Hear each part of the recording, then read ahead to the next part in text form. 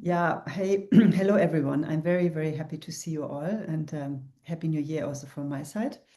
I wanted to give a little introduction in our labs, and then I would like to hand over to Heike and Konstantin for presenting two projects a bit more in detail, and then we should have enough time also to discuss, I think.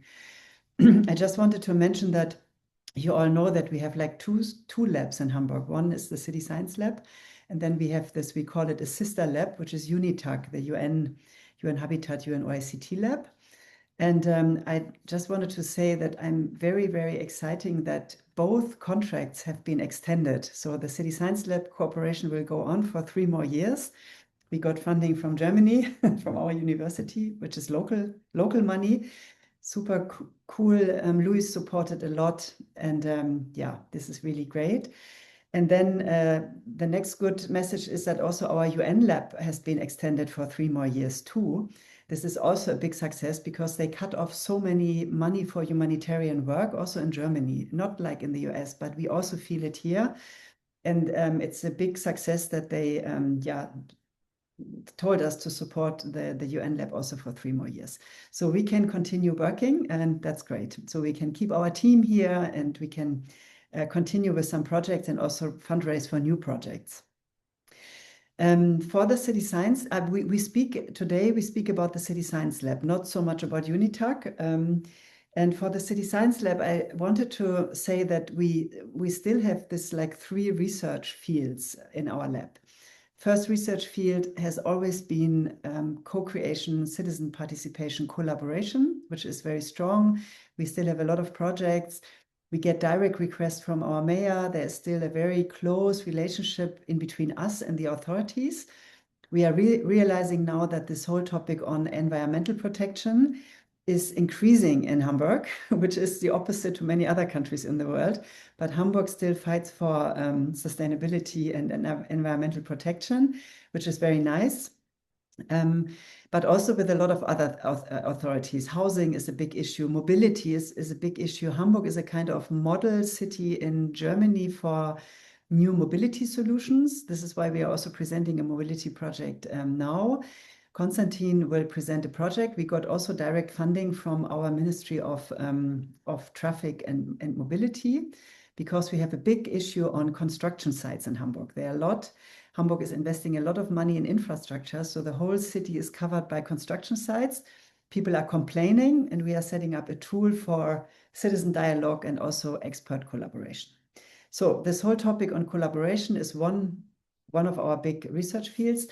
The second one is modeling the city. This is everything that goes around the digital twin, like predicting how can you model a complex system like a twin or the city.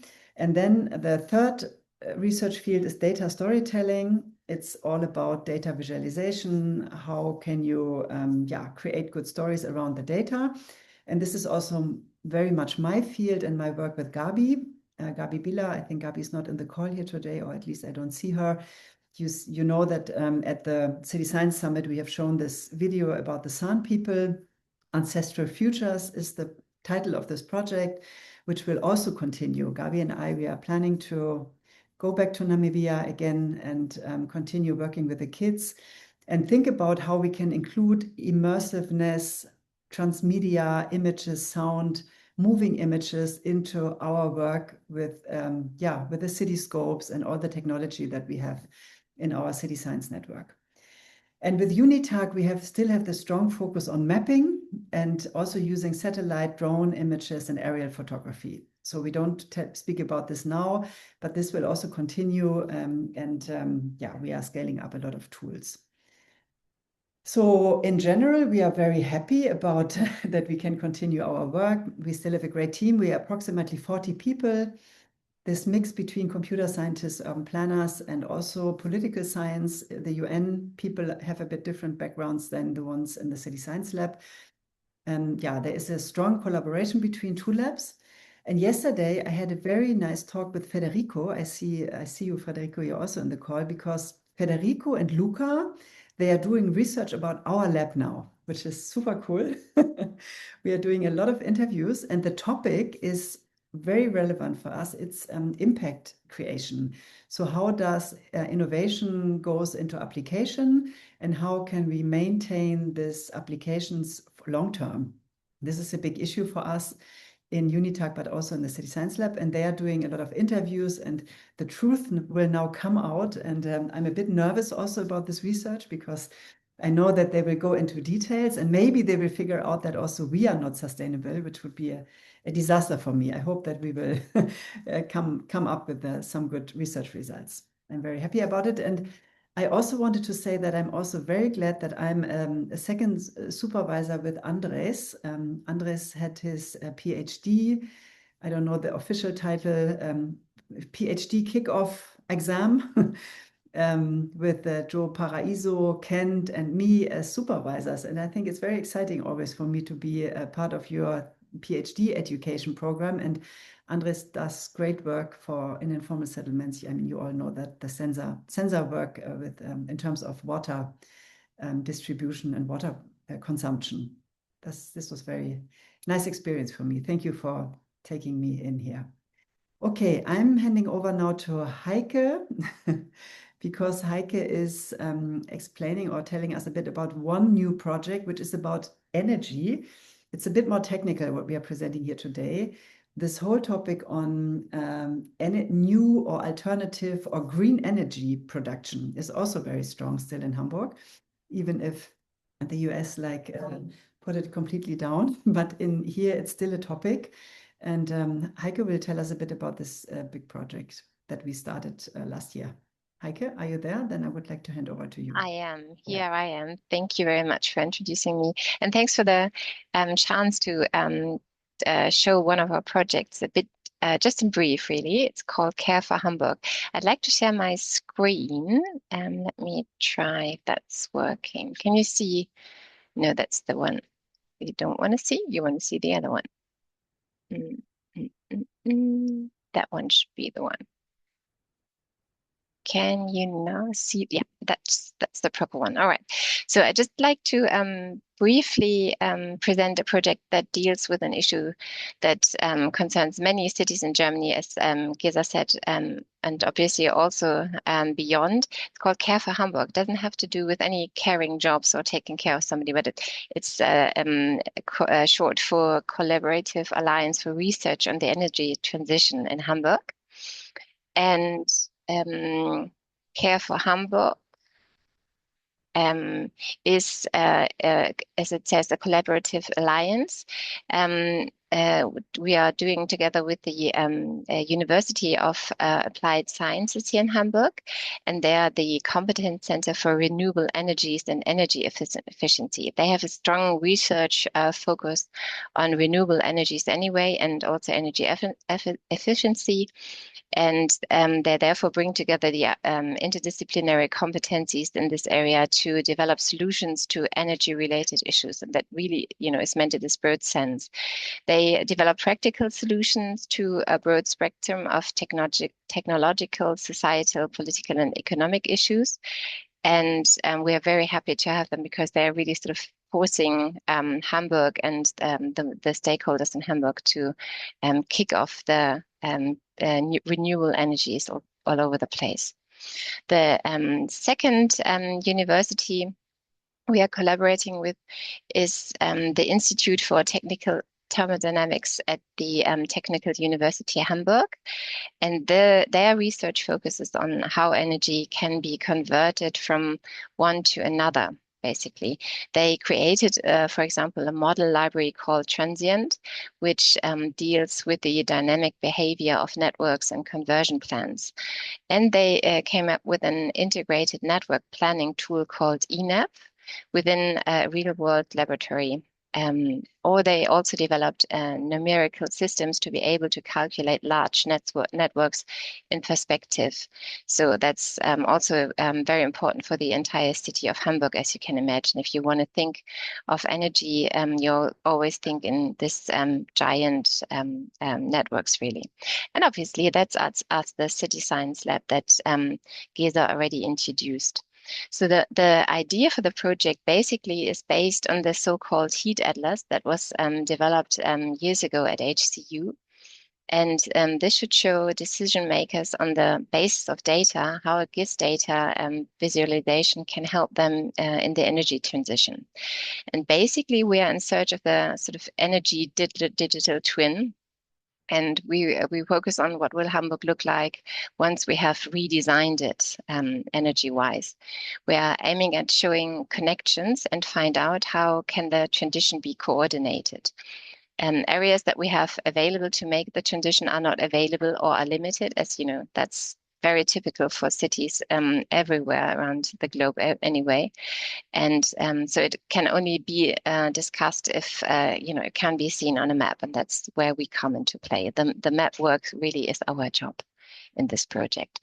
So as you know, energy transition in urban areas is always complex. Hamburg's energy transition requires connected interdisciplinary solutions, and urban development and energy system must be considered together. That's sort of one of the main motivations for this project. Then there's always isolated research and data silos. Research knowledge and data often remain isolated for good reasons, but Care for Hamburg wants to bundle existing simulation models and databases. And as you can imagine, that's not easy to grasp because energy data always involves critical infrastructure. Data isn't readily shared. And also, this is proprietary data that companies do not disclose for competitive reasons. Nonetheless, we are getting there slowly, but we will. And also, there is a lack of energy perspective in digital planning tools as far, or at least the ones that are being used in Hamburg. So digital tools for planning, as they often lack this energy perspective, we are trying to integrate energy models into urban planning and therefore make evidence-based policies possible. Last but not least, and that's also one of the main focus or work packages we are dealing here at City Science Lab, the complex transformation processes should become comprehensible and manageable for administration, politics, and citizens. That's where our research mainly focuses on collaboration and the sort of bringing people together, the stakeholders together. To really decide on, the energy transition. The Care for Hamburg aims to make concrete contributions, therefore, to transform and or to the transformation and acceptance, transparency and inefficiency in infrastructure decisions. The sort of core or basic idea is to integrate energy systems simulations into the city's digital planning processes, just in general. So we are developing and modeling future energy systems, focusing on, first of all, electricity, heat, but also gas grids and certainly renewables. And definitely we are involving politics and planning and civil society. And maybe that's also interesting for you to know, Care for Hamburg certainly also aims to identify new research questions for new PhDs and third-party funded projects. So we are sort of analyzing or working based on use cases, and we are the first use case is to analyze the correlations between socio-demographic and energy data in the broadest sense. That's what we are starting with now. We're trying, always bearing in mind that energy transformation has to be socially acceptable. But the energy transition involves high costs, as you may know, and distributing these costs in a socially acceptable manner and, where necessary, supporting them with subsidies is one of the aspects we are dealing with. The other aspect certainly is joint planning, so that the most cost-effective and best solution can be found with the various parties involved. The second use case we are dealing with is so-called, that's still the German word, Flächenkonflikte. So competing uses and legal restrictions and requirements on sites in Hamburg. So we're trying to identify sites for new energy infrastructure. And therefore, the need for new substations, for example, is obvious here in Hamburg as when we are thinking about energy transformation. So we are searching for areas and that can serve as the basis for further steps. And this is followed by a more detailed analysis as part of grid planning studies. And for this use case, there are very many drivers here in Hamburg. There's also first of all, the load development due to the heat and transport transition. There's urban development with new districts or development of new customer needs. So that's quite a complex planning use case we are dealing with there at the moment. So that was it for a short introduction into Care for Hamburg. Thank you. Can I add something? Yes, please. Just one thing. It's interesting for us. This is the first project where we really deal with critical infrastructure data because we have gas pipelines under the streets, for example, water and so on. And I mean, experts say that we are already in a hybrid war with Russia here. We are in the north of Germany, close to the Polish border. We had drone attacks on ships. We have sabotage for boats. There are a lot of issues going on, espionage and so on. And this project is interesting because the companies who have the data about the gas pipelines, for example, they are private companies. They are state-owned private companies. We have this combination here. And they are willing to work with us because they know that they have to collaborate with the other stakeholders. But for them, it's of course difficult to hand out the critical infrastructure data. So this is very interesting for us to discuss how far can they go for their benefit and how cautious do they have to be. It's very, very tricky.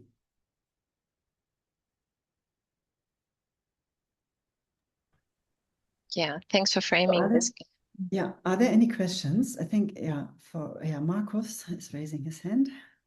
Yeah, it's really interesting because Massachusetts is going through the same transition where the state is enforcing regulations around what kind of energy you can use to heat your house and what kind of energy you can use to cook with. So all new construction in the city of Boston now cannot have gas, for example.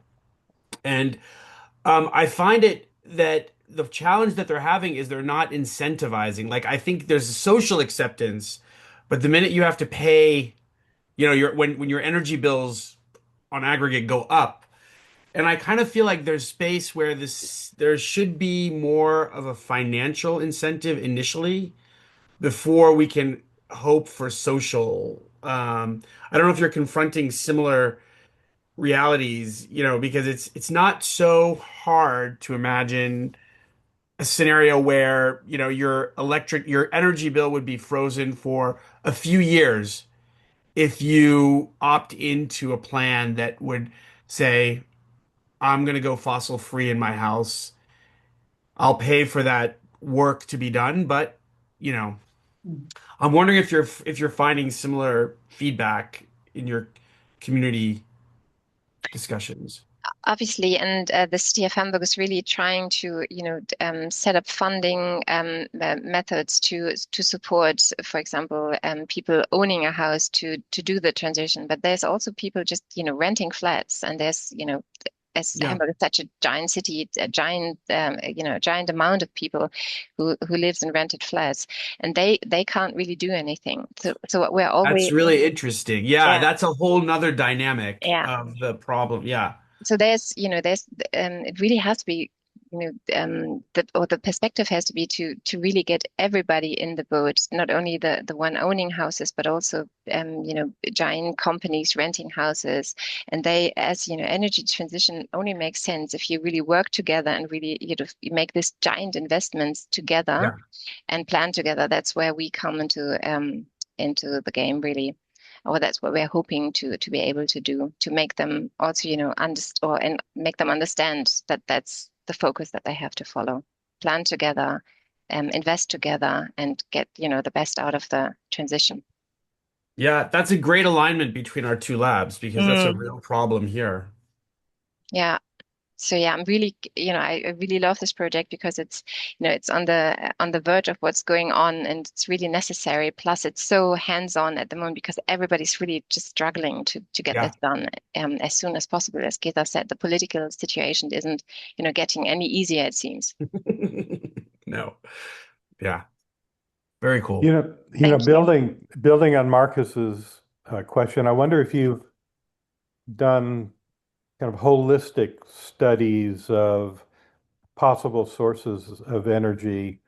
For example, in Boston, if you assume that we're moving towards an all-electric city, electric vehicles, Marcus pointed out we can't use gas for heating in the future, et cetera, that a pretty good estimate of the potential of solar and wind to provide the needed electricity in the future, and assuming expansion with data centers and the like, is maybe 25-30% if you fully tapped out available rooftop. I mean, talking about Boston metropolitan area, including suburbs, and available offshore wind sites. So, maybe some estimates as high as 40% could be from solar and wind.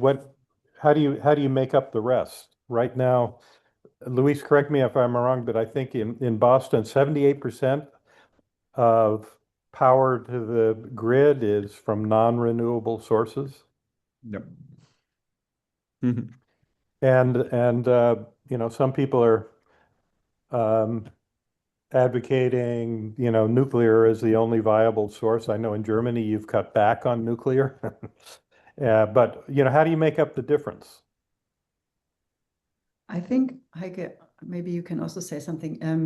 At the moment here in the north, we are in the north of Germany. It's a mix between heat pumps, which is still electricity, of course. It's solar and it's wind. And we are strong wind producers here because we are in between two seas. So Schleswig-Holstein, which is in Hamburg, the two states here are the biggest wind producers for Germany, but also quite big for Europe. This is our way of producing green energy is mainly wind. Right. Yeah. And yeah. Sorry. Plus, there's also district heating because as Hamburg has, giant industrial sites, also they have heat that they can, that can be distributed through district heating. That's one of the sources as well. But how would you get the industry then to get green? That's another question. So and where do you get the heat there for that they need from? Yeah. As I said, it's a giant thing, but wind energy, solar energy, and district heating are the main focuses at the moment. And right. So I'm assuming the district heating is mostly gas powered, and here in Boston, I mean, we are really well positioned for wind, because there's a lot of offshore wind potential. But I'm always struck by how even maximizing solar and wind is well less than 50% of the possible sources of electricity when they run projections. I mean, this is a big topic. We could go on for hours. In Germany at the moment, it's not so much the production of wind is already quite okay, but we don't have the pipes to transport the electricity from the north to the south. So we have a lot of bottlenecks. This is why the windmills don't move, and people are frustrated because they have them in the backyard and then they don't move. So there's a big issue about constructing the pipes now. And hydrogen, of course, is also a topic. I mean, creating hydrogen with green energy, which comes not only from Germany, but also from Canada and probably the east coast of the US. So there are a lot of collaborations also going on for hydrogen. Yeah. But what we try to do is bringing the actors together, trying to make them collaborate, because it's a collective thing. And so far, each industry worked for themselves, and now they understood that they have to talk to each other. And this is what we're trying to facilitate with the project. But it's a big thing. It's as big as mobility. Yeah. Luis, did you want to say something?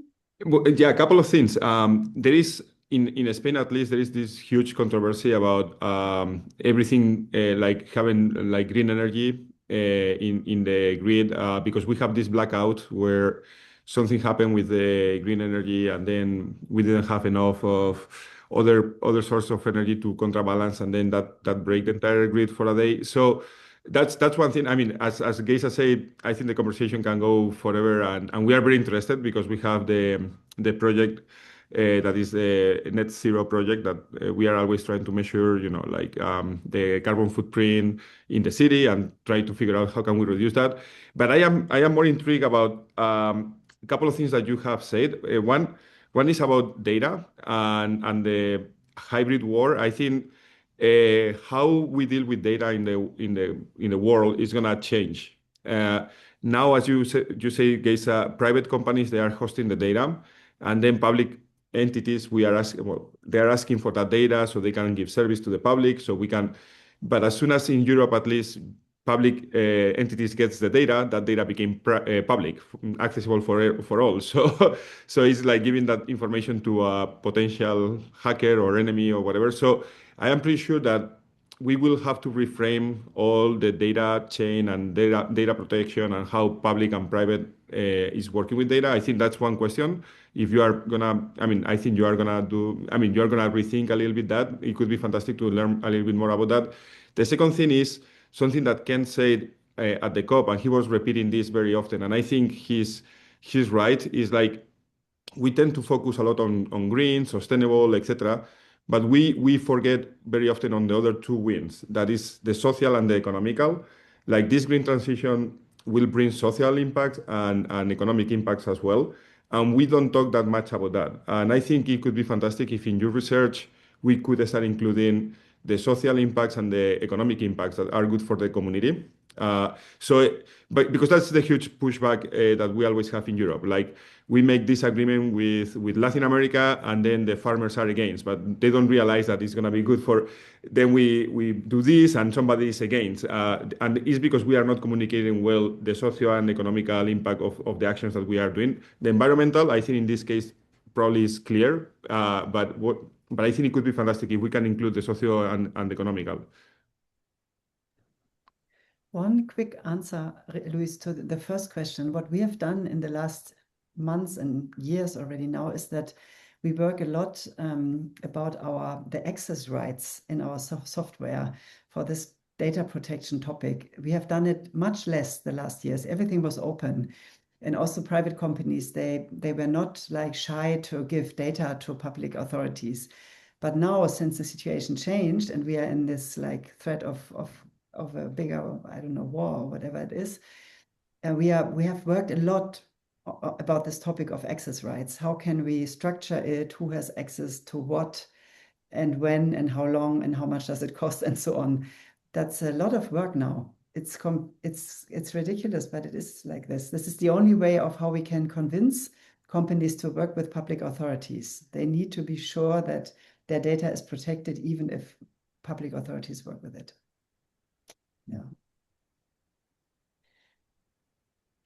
Yeah, one more thing in terms of economic benefit, rooftop solar can actually help the bottom line of the individual if it's a rooftop in a single family home, for example, whereas centralized power in the US, where it's all private for the most part, is benefits a single corporation. So, factoring in those kinds of issues would be very interesting. I think there is a big social part of it in the research, Heike. I don't know, we have to look a bit at the time, but I think what you said, Luis, of course, is important. And I don't know if you want to comment on that, Heike, again, or... That's sort of the second use case I introduced is really dealing with that all the time, and that's what is really interesting for me personally as well, because I think that's one of the aspects we're dealing with in many projects. Another one is we're also doing project on sort of a participatory tool for the Ministry of Environment and Climate, etc.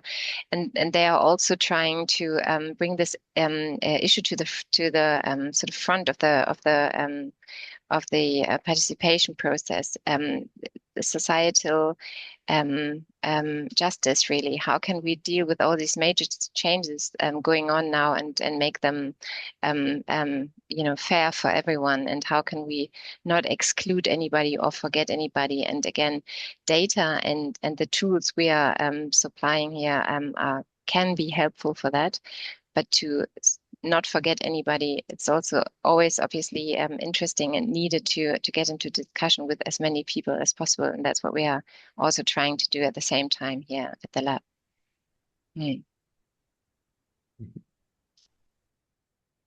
Okay, great. Then I would like to hand over to Konstantin, another big topic, mobility. And construction sites in Hamburg, and a lot of citizens who are complaining all the time. And Konstantin is now to solve the problem. Yeah, at least we're trying to. All right, let's segue from infrastructure to how we actually get infrastructure. So good morning, good afternoon. Thanks for having me today. So I'm Konstantin, together with my colleague Daniel Schulz. We're working on this project, a strategic research project on the digital transformation of construction site communication. The acronym DiDEK is the German one, so don't get confused by this. But we're building digital database decision-making and communication tools in this project. So Hamburg and many cities, they are seeing an increasing number of underground works, which generate a vast amount of data, for example, ride schedules, costs, impacts, and a lot more else. And without a structured way, these details, they become hard to grasp for citizens, as well as decision makers and, for example, technical stakeholders. And what is happening is that there's a lack of transparency, and this breeds misunderstandings and sometimes even protests because of delays, for example. So the Authority for Traffic and Mobility Transition in Hamburg, they approach this with what they're trying to solve, because like the slides say, we have like a lot of complexity in urban construction projects, and they want to create transparency as sort of a lever, so they can basically have a way to gain more trust in the public eye. And of course, like consolidated data is needed for advancing urban development. So they approached this with the goal of at first creating data-driven storytelling tools that create like clear explanations, which should reduce frictions and therefore increase like public confidence in planning processes, because Hamburg is currently really struggling with that. So what we are trying to do with them is to create a unified service platform, which, for example, allows for creating interactive maps, mobility analytics, and also storytelling, especially in a marketing sense. We want to be able to have the whole picture of a construction sites, so that the city can market it as such, and have citizens know why, for example, they have so many construction sites on their way to work if they're driving by car, for example. The next goal that we align on is that we want to develop and publish new visualization methods, maybe even story-based communication models, which are reusable. And of course, we want to try to share these results with other agencies in the city of Hamburg. So maybe they can adopt the framework that we are trying to build in this project. Now, small little quiz, because it's very German. So not quite who's responsible, I've translated this from German slides, but how many parties are responsible for installing a traffic sign for a construction site in Hamburg? Just take a wild guess, maybe come up with a number. I'll give you the minimum answer in a few seconds,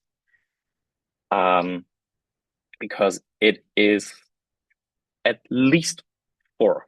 So let's say you need to do some maintenance construction work on the road. German road traffic law says that this site must be signposted, of course. And we have traffic sign plans, which basically tell you where is which sign. And you need to adjust this. So where those traffic signs will be added, these needs to be submitted to and approved by the police in our state, at least in Hamburg. It's different for other states. In Hamburg, it's the police. So if you want to remove or change signs because of like a construction sites, you need to coordinate with the police, and then you need to get approval from the district office. And then the agency of roads, bridges, and waters, for example, they must create a new traffic sign plan as part of their responsibility, because their responsibility is maintenance and implementation of structural work, for example. And then you have a third party who actually installs that sign. And this is like the best case scenario. It can get a lot more complicated than that. So they all have their own processes, and they all have their own housekeeping of information, which leads to a huge, huge overhead if you want to create like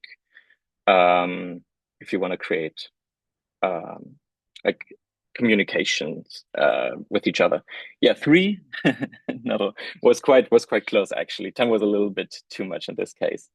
So now, what about bigger projects? We have many agencies in Hamburg, and they all are basically, at least at some point, involved in construction work.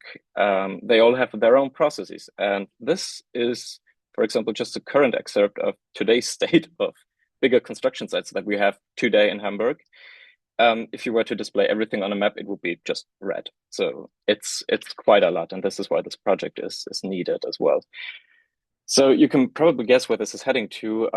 We have many challenges that we need to tackle in this case. And the first challenge is that a lot of important knowledge is scattered around many departments, systems, external partners, third-party software, you name it, it's scattered there. It's also therefore very hard to get like a holistic view of how these projects, how these relationships are, where communication needs to happen, where common interactions need to happen. And like I said, the state wants us to tell the whole story, or they want to be able to tell the whole story. So we need to consolidate this data. And these are just the internal challenges. The external challenges to citizens as stakeholders is a big one as well.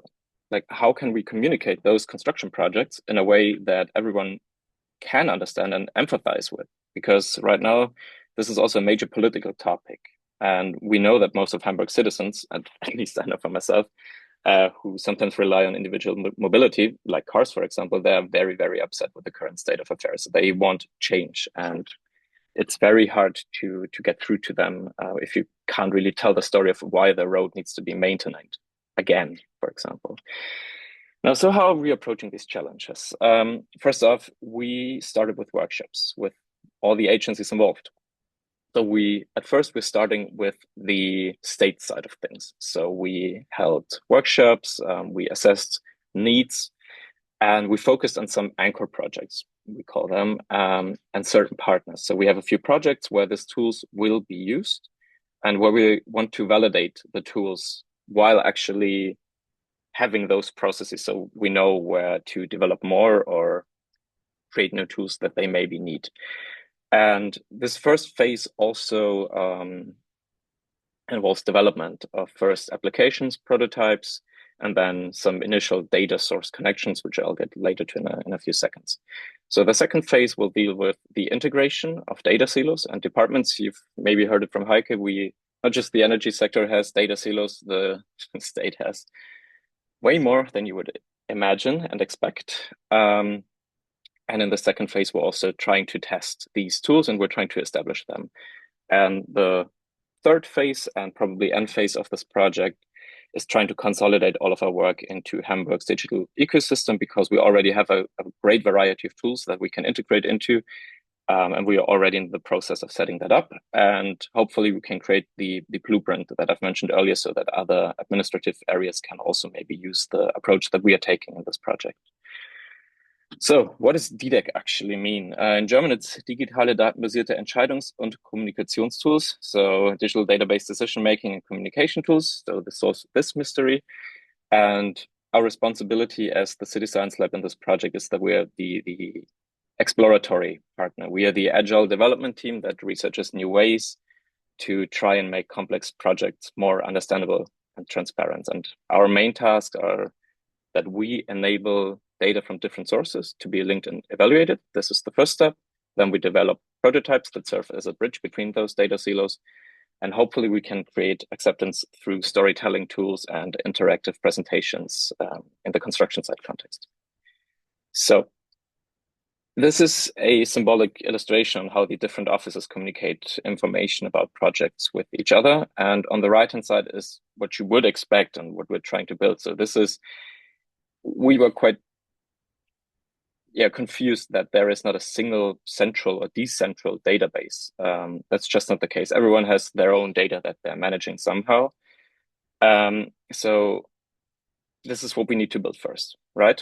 And this is what we actually have already built. So we have multiple data sources from Hamburg's so-called urban data platform, and I'll get into a bit more details later. But what you need to know about it now is that it's basically like an interface or an API, if you're from the technical side, for fetching and gathering already prepared data about the city that we already have. This is, for example, sensor data, public construction site data, real-time traffic situations, traffic reports from the police. There's already a lot of existing infrastructure, but it's all scattered around. So we're building something called the wheelbarrow because we thought the name is funny. And the wheelbarrow is designed to be like a hybrid solution to creating the technical world, it would be called a data lake or data warehousing solution. We're doing a hybrid of those. And what we're trying to solve is multiple problems. So what we're trying to do is we try to ingest data from various sources in a very easily extendable way. This is very, very important for us. We then transform that data based on the needs of the agencies. We store it, we make it available, and we also allow analysis to aggregate more complex data sets for specific needs, like, for example, finding critical hotspots for traffic and situations, or for example, multiple construction sites cross into each other, and where we then can take appropriate actions for that. So some people would call this an ETL pipeline in the technical world. Like I said, we're kind of doing a hybrid of that. So we gather the data and we materialize it, and then we also aggregate and analyze it. Now, how does this look in practice? It looks like this. This is what matching just a few of the construction site data sets look like. Keep in mind, this is just an excerpt. It is very, very messy, and there's no one size fits all kind of logic because the agencies, they don't follow convention. They don't have the same data structures. It's a tedious process, and it oftentimes involves manual data matching on getting that data right for further usage. And that's why it's so important for us to continuously talk to stakeholders, for example, because it saves us from a lot of roadblocks. I mean, the domain knowledge is still in the agencies after all, and we're just there to take like a third eye kind of overlook there. So we did all of that. We now have a working beautiful console output. So this is the common base so that we can dive deeper into communication tools that I was talking about. So that's nice. We have the wheelbarrow as our data hub or database in this case. Now we have multiple city agencies who are also involved in this project, and we are primarily working with the BVM, which is the Mobility and Mobility Transformation Agency. And our next step in this process was to get to know them even closer and see how their workflows are, right? So we have many, many interesting things that they do and that can happen with the data that we have. And like I said, we're building prototypes here. So we started to dig deeper a little bit into the various workflows at some of the offices, and then we just got started iterating on first prototypes. So we built a first iteration of data visualizations, which I'll show you also later. But we realized that those standalone projects, they would quickly also become silos in themselves, right? So what we decided is to basically build a platform that can serve as the basis for multiple tools with proper permission management, which also can be integrated within the city's permission management that they use. So this is what Gesa was talking about earlier, that permission management is quite difficult for us as well. Well, and since everyone loves a funny project name, we call it Grube, which is the pit translated. So we saw that we have multiple points of contact where we can actually use our data to solve problems that the people in those agencies were having, right? We saw that we can extend and build citizen participation platforms. DPAS, for example, is a great example that was also built here in the City Science Lab. It is a platform where citizens are involved into the planning process for new city developments. And we also know that the data from there is that we can use this data. And we also know that the city wanted to look into creating LLM or AI, however you want to call it, based chatbots in order to answer questions about construction sites, for example. And we have the perfect context now to provide interfaces to do so. And we also found that we can also look into creating new tools for marketing staff, for example, because they need tools to automatically extract information, for example, from technical documentation, which is also a very, very big issue for them. So, like I said, our goal is currently trying to provide the right tools for the different departments who want to work with us. And now there's the big question of, well, isn't this just another silo then? Because what we're doing is just consolidating things, building a new silo. And if you look at it from this angle, the tools that we're building, they create data, and our solution is storing that. So yes, in some sort of way, it is a silo. But what we would argue is that it isn't, because our solution is designed in a very, very easily extensible way in which any agency can just access it after getting permission from the access management, which is handled by the city going forward. So it just needs the buy-in that is necessary to commit to using such a platform. And we know that this is quite hard to do, but we've seen a lot of demand for exactly such a platform in multiple agencies now. So the architecture that we're building, it would allow anyone basically to extend their existing applications or just create applications on their own, in their own sort of data hub space. And the only prerequisite would that their source of data is also connected to maybe other data hubs, or that they create an adapter to integrate other data into theirs. So we could have multiple decentralized data hubs, for example. So imagine like a decentralized multi-data warehousing solution that are all connected with each other, each for their respective domain and their own permission management. This would be amazing to have, to be quite honest with you. So now this architecture allows us to extend this data hub across multiple agencies. And in the future, we would love to explore ways to automatically create relation data sources, right? That are connected in between those data hubs. So they could maybe, like, let's say you're in the construction site domain, the system, it should maybe recognize pattern that it knows and automates like this data matching process that I showed you earlier, which is quite tedious. Maybe we can get to that state. That would be amazing as well. So if we have all of the pieces and they're connected, you will get more context to what you're actually working on. And this is what we're trying to achieve. So another thing, of course, is how do we involve citizens into that process? And the solution is integrating that data within the City of Hamburg's data platform. So it's the City of Hamburg's central digital hub for collecting and providing urban data, which is open for administration, businesses, research, and the public. And it's basically a way of exposing standardized data. And this is also what we're trying to do, so that we have an interaction like this. We have applications that are newly built, and that can also be served to third parties, for example, even outside of the city's context, right? And then we have data that is still being created, which can be then imported back into this ecosystem. So what do we have right now? Because I also saw that we're a bit short on time. We are 6 months into this project, and we built tools, for example, to compare intersecting traffic routes, inference sections across multiple construction sites. So this already combines multiple data sources, and we have a few city planners who already approach us with different ideas, right? Because why would you block off a road twice when you can do it once? This happens more often than you would think, unfortunately. We also have existing lab tools, like, for example, this is the urban data narrator. We're currently in the process of building a what you see is what you get editor, so that marketing people, for example, can just create this from the data that they already have. Hopefully we can automate this process in the future. we are already building fairly basic stuff. I mean, this is basic stuff. This is what you would expect, right? Just being able to edit data across agencies. This is currently not possible because those data silos are just not connected to each other. So this, as basic as it might look, this is already huge progress in the eyes of the state of Hamburg.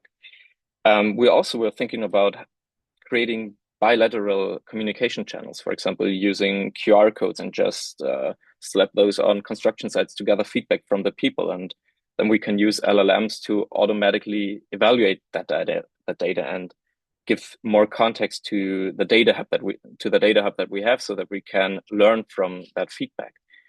We're also currently working on chatbots, like I said, but they're pretty rough at the moment. And we're also exploring new ways to visualize like construction site impact. Just maybe see if we can, in this case, we're showing traffic impact in spatial temporal relations. So those green segments, for example, is a quarter where no traffic impact has been registered. And if it's green, if it's yellow, there was a medium impact, for example, or in this case, we're looking into the yearly impacts on road segments compared to each other so that decision makers, so that they can have like a visual representation how construction projects might evolve over time. So there's a lot that we're doing right now. The main questions, like I said, they are how can interactive mapping be combined with storytelling to enhance understanding? How effective is that storytelling? What technical or sociological efforts have been made to develop government mobility operating system like this, what we're trying to build, particularly in Germany in this case, and what are like the technical requirements that you need to build those systems. So just to conclude, we started in 2025. We are in phase 2 right now. We are testing those tools. We are still developing those tools. We have a public kickoff soon with the mayor or the head of state in this case. In this city of Hamburg, it's the same. We're going to show this to the public. And then hopefully in 2027, we can transfer and maybe scale up this solution. Right, everything is open source because we think that public money and public code, they go hand in hand. And as much as we can, we're already building this on existing infrastructure. So it should be fairly easy to integrate this into the city of Hamburg. All right, that's it for now. Thank you for listening. And if there are any questions, let's go ahead with those. Well, maybe I'll start with a question. I know we're almost out of time, but first of all, this is a great project and critical issue to focus on. I mean, the problems you identified are similar to what's blocking housing development in the US, which involves applications of 10 to 20 agencies, separate processes, often contradictory, each in a silo. So starting with a unified, data repository, it makes sense. It's an obvious place to start. But I'm wondering if you're thinking ahead to a second phase where you might question the need for all those separate agencies and their reviews, reforming the process. How could it be streamlined and consolidated with a single point of review, a single application where the coordination's internal and holistic? And but starting where you're starting makes total sense, but I'd be interested in a future phase as well.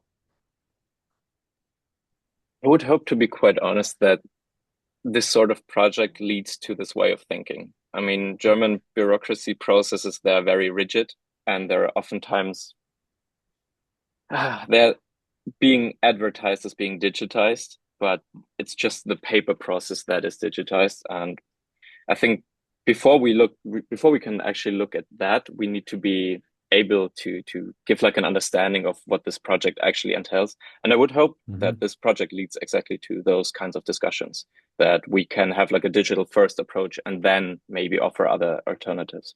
Totally with you there, yeah.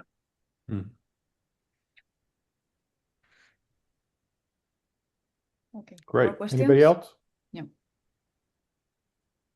Hi. Maybe Constantine, I was wondering, sorry, go ahead, Marta. I haven't seen you. Go ahead. Oh, thank you, Narua. Hi, everyone. It's nice to see you all.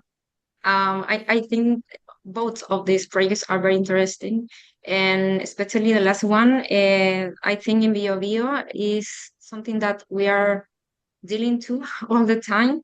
So I have two questions. One is, have you measured where the data-driven storytelling tools have changed public perception of the construction projects? And my second question is, if, for example, another city wanted to replicate your model without the Hamburg infrastructure data, what should we do? For example, if we want to replicate this in Biobío, please tell us. Thank you. All right, maybe the answer to the first question is that we don't have a baseline for this currently. We know that the city of Hamburg is doing market research at the moment so that they can assess the impact that we currently have and maybe compare it to afterwards. But to be quite honest, it's very hard to start such a project and have like a baseline of needs, because we're also evaluating while we're going forward with this. But it's super interesting for us as well, right? Because we want to measure this kind of impact that we have, and we hope that we can somehow extract this information as well from the feedback that we might be getting through this project. Like if we give people bilateral communication channels, we should be, in theory, able to get like a holistic picture of what they're actually thinking and what the impact might be. And to answer your second question, while this sort of application that we're building right now is very much catered to the Hamburg like infrastructure, if you have data sources, however they might look like, I think the approach that we're taking should be fairly easy to actually replicate, because we are just giving this data, like we're just feeding our system with structured data, and in this case structured data that we have normalized ourselves. If you already have the data, you can do the pre-processing yourself, just integrate it and create like a database then. So it all depends on where you have to start in this case. So if you have to start gathering the data, that would be a first step. Just aggregate as much as you can and then sort it out. And then you could build something like such a data hub yourself. I mean, to be quite honest, it is just a database after all, with some fancy features. So gather the data and then go from there, I would say. Naroa, maybe last question. Yeah, I'm seeing that we're at time. But just very quickly, I was wondering, Konstantin, like in the same line as you were discussing, I was also wondering how kind of like transferable or kind of expandable the project is to other types of data sets that the same kind of like entities would have. Like, do you have like any other next step in mind now that you have already like the relationships with these stakeholders? That is a good question. I don't have an answer to that, to be quite honest. Hopefully we can. What I would like to see or love to see is that this process of consolidation is being more embraced by a lot of agencies in the state, so that we can do such an approach in multiple fields of areas, right? But buy-in is very notoriously difficult in Germany to get buy-in for such projects. So there isn't really, unfortunately, like a definitive answer to that. We would hope to look into such solutions, because I myself, I'm very interested in like, how could such tech, like how could we have autonomous like databases exchanging data with each other and maybe filtering data and sort of aggregate data automatically. But we would need to get there first, sadly. I hope that answers your question. It's a bit vague, but we are also just trying to gather as much experience as we can in this process. That makes sense. Okay. Thank you, Konstantin. Thank you, Heike. Thank you, Geisa, for your presentation. So a couple of things before we jump off. So see you all at noon in Boston time for the Gastronomy and Beyond talk that today we have with Chef Paco Morales. Join us if you want to listen to his lecture. And then the deadline for the CG publication is approaching very soon. So let us know if you need any help or you have any doubts. You can contact Jason or Maggie or myself. So So yeah, so see you all soon. Have a nice day. Okay, bye. Thank Bye, everyone. you. Bye. Thanks, Hamburg. Good job.